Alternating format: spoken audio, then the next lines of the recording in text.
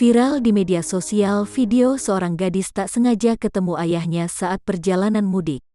Video itu pertama kali diunggah oleh akun TikTok @yulianesantuy. Dalam video itu, terlihat si gadis yang berada di bus, merekam pertemuannya dengan sang ayah. Dari luar jendela, sang ayah terlihat menaiki kendaraan truk sambil melambaikan tangan.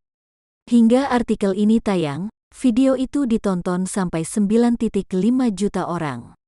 Saat dikonfirmasi Tribun News, gadis dalam video itu bernama Yulia Esa Prastiwi atau disapa Esa.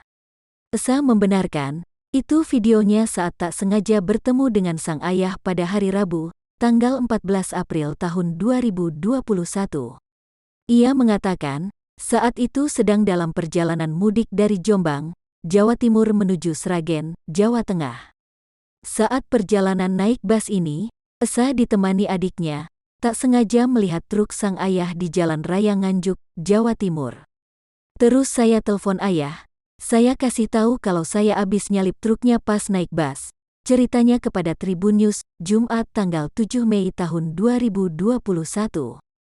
Ya udah, akhirnya ayah saya buntutin busnya dari belakang depan. Salip-salipanlah intinya, kata Esa.